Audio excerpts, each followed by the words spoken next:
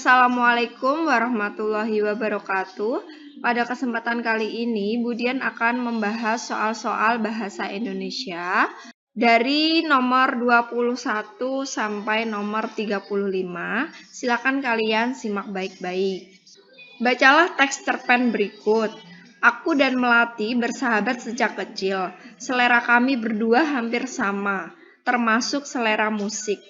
Kemarin dari pagi hingga sore, kami berdua mengantri untuk membeli tiket konser salah satu grup idola dari Korea. Tentu saja antrian untuk membeli tiket konser begitu panjang. Mulai pukul 7 pagi hingga pukul 5 sore aku belum berhasil mendapatkan tiket. Sudut pandang penceritaan pada teks cerpen tersebut adalah A. Orang pertama pelaku utama, B. Orang pertama pelaku sampingan, C. Orang ketiga sebagai pengamat, D. Orang ketiga serba tahu. Nah, kalian harus tahu apa itu sudut pandang. Sudut pandang ialah cara penulis dalam memandang atau menempatkan dirinya dalam sebuah cerita. Sudut pandang orang pertama pelaku utama ini adalah jenis sudut pandang menggunakan kata ganti saya, aku, atau kami. Jadi kalau ada teks cerpen yang menggunakan kata ganti saya, aku, atau kami, itu adalah sudut pandang orang pertama pelaku utama. Kemudian, sudut pandang orang pertama pelaku sampingan yaitu tokoh aku hadir sebagai peran pendukung. Sedangkan sudut pandang orang ketiga sebagai pengamat yaitu penulis menceritakan sebatas pengetahuannya saja ya dalam cerita tersebut. Sedangkan sudut pandang orang ketiga serba tahu itu menggunakan kata ganti ia atau dia atau nama dari si tokoh itu sendiri. Nah, ini adalah salah satu contoh sudut pandang orang ketiga serba tahu. Ia seperti seorang yang maha tahu tentang tokoh yang sedang ia ceritakan. Nah, kalian coba analisis dari teks tersebut. Aku dan Melati bersahabat sejak kecil. Selera kami berdua hampir sama, termasuk selera musik.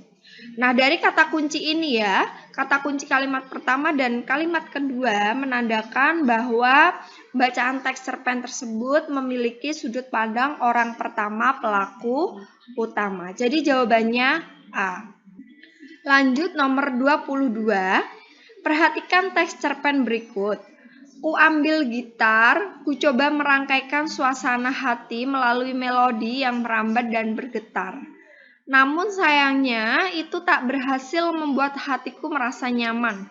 Kurebahkan kembali tubuhku di atas ranjang tempat tidur yang tak seberapa nyaman ini.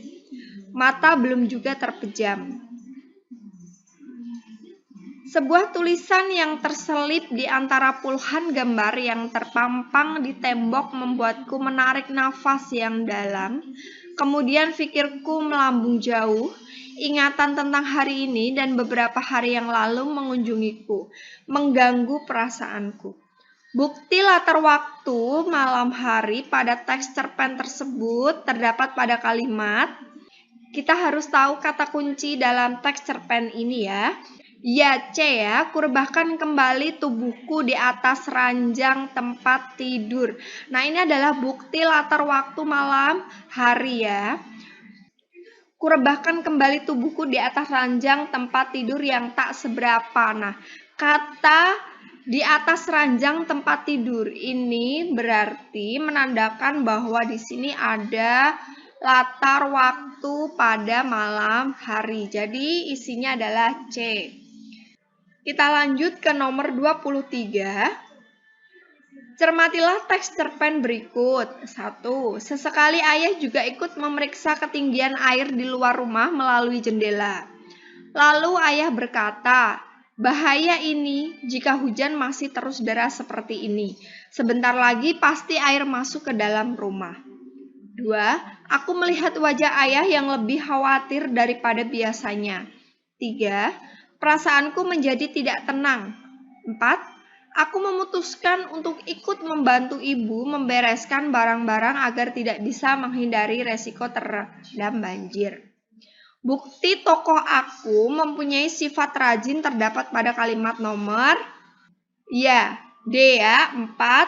Aku memutuskan untuk ikut membantu ibu. Nah, kata ikut membantu ibu ini adalah bukti tokoh aku yang mempunyai sifat yang rajin. Kemudian kita lanjut ke nomor 24. Bacalah teks cerpen berikut dengan cermat. Aku di rumah bersama Yangti. Aku tidak pernah tahu ibuku jualan di mana. Tetapi aku tahu ibuku hanya membawa satu termos es kecil berisi es lilin.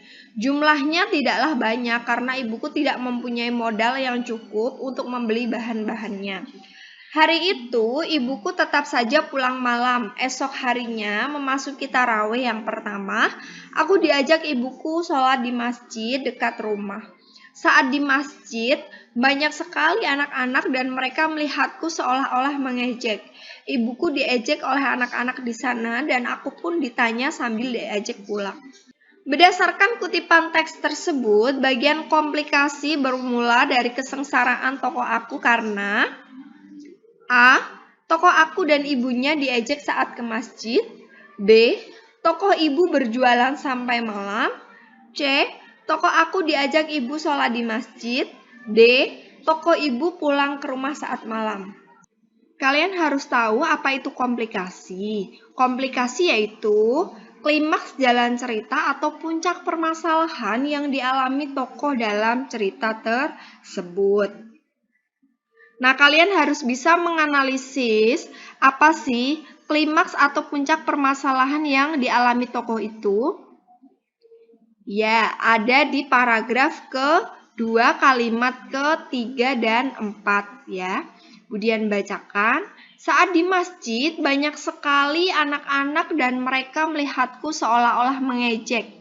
Ibuku diejek oleh anak-anak di sana dan aku pun ditanya sambil diejek pula. Nah, ini adalah sebuah puncak permasalahan yang dialami tokoh dalam cerita. Jadi, isinya adalah A ya, tokoh aku dan ibunya diejek saat ke masjid. Kemudian kita lanjut ke nomor 25. Bacalah kutipan cerpen berikut. Curang, Anik mengencam D. Tidak hanya itu, Andra dan Ita menekuk muka mereka. Kegusaran tergambar jelas, bahkan di dekik pipi Andra yang biasa terlihat ramah. Kamu tidak amanah, D. Makna kata yang digarisbawahi pada teks tersebut adalah kebingungan, maknanya adalah bimbang, kepanikan maknanya adalah tegang, kemarahan maknanya adalah murka, sedangkan keresahan adalah gusar. Jadi makna kata kegusaran adalah keresahan. Jadi jawabannya adalah D ya. Kita lanjut ke nomor 26. Perhatikan kalimat-kalimat berikut. 1. Tiur baru saja berangkat di hari pertamanya mengenyam bangku sekolah. 2. Surtini melepas keberangkatan anak pertamanya dengan perasaan lega. 3. Pada akhirnya, banting tulang peras keringat selama ini membuahkan hasil. 4. Surtini memalingkan pandangannya ke arah tempat keramaian di pasar itu. Penggunaan majas dalam kutipan cerpen tersebut terdapat pada kalimat nomor ya, ini ya, nomor 3. Banting tulang peras keringat itu adalah majas hiperbola. Jadi jawabannya adalah C ya, nomor 3. Lanjut kita ke nomor 27. Perhatikan teks cerpen berikut. Afa, ayo cepat bereskan barang-barangmu. Ayo kita pulang, aku sudah lapar. Teriak Putri dari luar jendela kelasnya. Iya Putri, sebentar. Kebiasaan deh kamu gak sabaran kalau sudah jam pulang. Jawab Afa seraya membereskan barang-barangnya. Siang itu sangat terik. Para pengendara mobil dan motor rasanya sedang berbalapan di jalan raya. Debu jalanan menghalangi pandangan mata. Afa dan Putri menunggu bis di halte depan sekolahnya. Afa mengambil dompetnya di dalam tas untuk menyiapkan ongkos pulang.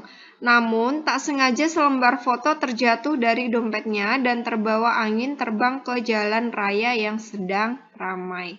Ava terkejut dan refleks berlari mengambil selembar foto tersebut. Brak, terdengar suara tabrakan yang sangat keras. Ava terhuyung bangkit di pinggir jalan. Orang-orang sudah mengerumuni jalan. Ava melihat bercak darah di kaca mobil yang berhenti tepat di sebelahnya. Dan Putri tersungkur tak berdaya di tengah jalan. Darah segar terus mengalir dan membuat jilbab putihnya berwarna merah. Putri tertabrak mobil tepat setelah menarik Ava ke pinggir jalan. Ava pingsan saat itu juga. Kutipan teks cerpen tersebut merupakan struktur bagian. Nah, kalian harus bisa menganalisis kira-kira bagian teks cerpen itu memuat apa? Ya, memuat berisi jalan cerita atau puncak permasalahan yang dialami tokoh dalam cerita. Jadi, teks tersebut memuat tentang permasalahan yang ada di dalam cerita tersebut. Jadi, kalau struktur bagian yang berisi permasalahan dinamakan bagian apa? Ya, bagian komplikasi. Jadi jawabannya C ya, komplikasi. Lanjut kita ke nomor 28. Perhatikan teks tanggapan berikut. Buku ini ditulis berdasarkan penelitian dan pengalaman penulis dengan metodologi penilaian. Selain itu, buku ini memberikan informasi secara detail dan dilengkapi dengan contoh soal, sehingga memudahkan kita memahami, mengesankan, serta memberi arahan kepada para guru supaya memberikan pengajaran yang baik kepada siswa-siswi. Satu ganjalan pertama dalam membaca buku ini ialah adanya beberapa data dalam tabel dan buku ini masih edisi revisi. Kutipan teks tanggapan tersebut merupakan struktur bagian. Nah, kalian harus tahu kata kunci ya, kata kunci kutipan teks tanggapan tersebut ya. Kata kuncinya apa? Ya, buku ini ditulis berdasarkan penelitian dan pengalaman penulis dengan metodologi penilaian. Selain itu, buku ini memberikan informasi secara detail dan dilengkapi dengan contoh soal. Nah, ini adalah kata kunci dari teks tanggapan tersebut. Berarti kutipan teks ini mengandung struktur bagian ya D ya, penilaian. Jadi teks tanggapan ini berisi tentang penilaian. Kita lanjut ke nomor 29. Bacalah teks tanggapan berikut. 1. Patung-patung nyoman selalu punya ciri unik. Salah satunya adalah tekstur kasar pada permukaan tubuh patung. 2. Tekstur seperti ini dapat dimunculkan dengan menggunakan teknik welding. 3. Dengan begitu patung akan terlihat halus dan bercahaya pada jarak tertentu. 4. Sama seperti kulit Anda, kalau dari dekat sekali kan terlihat kasar. Tetapi jika dilihat dari jauh mulus sekali, kata seniman yang kini bermukim di Bandung itu. Kalimat yang menyatakan keunggulan pada teks tersebut adalah, nah kalian harus cari tahu ya keunggulan dari teks itu. Ya, selalu punya ciri unik ya. Ini adalah kunci dari keunggulan ya pada kalimat nomor 1. Kemudian ada kata kunci lagi, yaitu patung akan terlihat halus. Nah, jadi ada 2 kata kunci. Jadi jawabannya adalah C, 1 dan 3. Kita lanjut ke nomor 30. Perhatikan kalimat-kalimat berikut. 1. Kamu hebat sekali sudah memenangkan kejuaraan catur. 2. Kamu nampak lebih ceria jika memakai baju warna itu. 3. Tidak ada orang kampung yang sepintar kamu. 4. Tuh kan, kamu terlihat cantik kalau berdandan. Kalimat pujian yang tepat apa terdapat pada kalimat. Nah, kalian harus tahu ya, atau harus cari tahu kata kunci dalam kalimat itu. Kira-kira kalimat mana? Apakah kalimat 1, 2, 3, atau 4 yang memiliki kata kunci pujian? Ya, ada di kalimat 1 ya. Kamu hebat sekali. Nah, kata hebat sekali ini adalah kata kunci kalimat pujian. Jadi isinya adalah 1 ya, D. Lanjut kita ke nomor 31. Perhatikan paragraf berikut. Hal itu wajar karena di dunia ini sejatinya tidak ada yang benar-benar orisinil. Tentu ada unsur keterpengaruhan dari apa yang telah ada sebelumnya. Hanya saja memang bagi sebagian orang, beberapa adegan dalam novel ini mengingatkan pada beberapa cuplikan film action.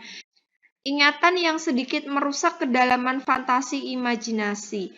Bentuk tanggapan pada paragraf tersebut adalah, nah kalian juga harus mencari kata kunci ya, kata kunci bentuk tanggapan pada paragraf tersebut. Nah, kira-kira bentuk tanggapan pada paragraf tersebut yaitu, ya ini ya, hal itu wajar karena di dunia ini sejatinya. Nah, ini adalah sebuah tanggapan. Nah, kira-kira ini mengandung tanggapan apa? Apakah saran, apakah kritikan, atau kelebihan, atau pujian? Ya, jawabannya adalah kritik ya. Jadi, hal itu wajar karena di dunia ini sejatinya. Nah, ini menandakan bentuk tanggapan kritikan. Jadi, isinya adalah B ya. Lanjut ke nomor 32. Perhatikan ilustrasi berikut. Judul buku Aku Bangga Jadi Anak Indonesia, pengarang Bambang Komaruzzaman. Kemudian, kalimat analisis pada buku ini, kisah-kisah keberhasilan Indonesia di tingkat nasional dan internasional mampu memotivasi pembacanya. Setiap bab selalu diakhiri dengan refleksi, namun bahasanya terlalu tinggi untuk ukuran masyarakat awam. Nah, ini adalah sebuah penilaian ya dari buku Aku Bangga Jadi Anak Indonesia. Kira-kira kalimat kelemahan ya, kalimat yang mengandung kelemahan pada ilustrasi teks tersebut adalah, ya ini ya, namun bahasanya terlalu tinggi untuk ukuran masyarakat awam. Nah, ini adalah kalimat yang menunjukkan kelemahan ya pada buku Aku Bangga Jadi Anak Indonesia. Jadi isinya apa? Ya, isinya adalah D ya. Bahasanya terlalu tinggi untuk ukuran masyarakat awam. Kita lanjut ke nomor 33. Bacalah teks tanggapan berikut. Novel ini direkomendasikan bagi siapapun yang ingin memahami makna pulang yang sesungguhnya. Tak sekadar pulang dalam artian kembali ke rumah dan kampung halaman, namun mengandung makna pulang yang dalam. Pulang menuju hakikat kehidupan, pulang ke arah kesejatian, pulang kembali kepadanya, pulang dengan segenap kerinduan dalam damai. Konjungsi antar kalimat yang terdapat pada kutipan teks tanggapan tersebut adalah, nah, apa itu konjungsi? Konjungsi adalah kata hubung. Sedangkan konjungsi antar kalimat merupakan konjungsi yang menghubungkan antara kalimat satu dengan kalimat lain. Konjungsi ini juga selalu memulai kalimat baru. Biasanya konjungsi ini menyatakan pertentangan dengan keadaan sebelumnya. Contohnya, katanya, namun, akan tetapi. Nah, ini adalah sebuah konjungsi ya yang biasa dipakai di konjungsi antar kalimat. Nah, kira-kira apa isinya? Ya, isinya adalah namun ya. Nah, namun ini ada di kalimat keberapa? Kalimat ketiga yang menghubungkan antara kalimat 2 dengan kalimat 3 dan memiliki kata konjungsi namun. Lanjut ke nomor 34. Perhatikan kutipan teks tanggapan berikut. Di masa peredaran novel ini, ada dua lembaga penting dalam penyediaan bacaan bagi rakyat Hindia Belanda. Yang pertama adalah Komisi Bacaan Rakyat, yang didirikan tahun 1908. Komisi ini banyak menerbitkan karya sastra terjemahan bertemakan romantisme Eropa. Kemudian Balai Pustaka 1917 menerbitkan karya-karya sastra dengan bahasa baku Melayu tinggi seperti Azab dan Sengsara. Tahun 1920 karya Merari Siregar, disusul Siti Nurbaya tahun 1922 karya Marah Rusli. Kutipan teks tanggapan tersebut merupakan struktur bagian. Nah, ini ya kata kuncinya. Balai Pustaka tahun 1917 menerbitkan karya-karya sastra dengan bahasa baku Melayu tinggi seperti Azab dan Sengsara tahun 1920 karya Merari Siregar, disusul Siti Nurbaya tahun 1922 karya Marah Rusli. Nah, ini adalah kata kunci ya dari kutipan teks tanggapan tersebut. Nah, kira-kira struktur bagian apa kata kunci ini? Ya, struktur bagian deskripsi pengarang dan karyanya. Jadi teks tanggapan ini membahas tentang deskripsi pengarang ya dan karyanya. Lanjut ke nomor 35, perhatikan data buku berikut. Judulnya adalah Pulang. Penulisnya Terelie, penerbit Republika Penerbit, Kota Terbit Jakarta, cetakan 7, bulan November 2015. Data buku tersebut merupakan struktur teks tanggapan bagian konteks ya. Jadi data tersebut ya memiliki struktur teks tanggapan bagian konteks. Ya, sekian pembahasan soal dari Budian. Jika ada yang belum paham atau ada yang ingin ditanyakan, silakan kalian komen di bawah ini. Semoga pembahasan soal ini bermanfaat untuk kalian yang ingin belajar. Terima kasih. Wassalamualaikum warahmatullahi wabarakatuh.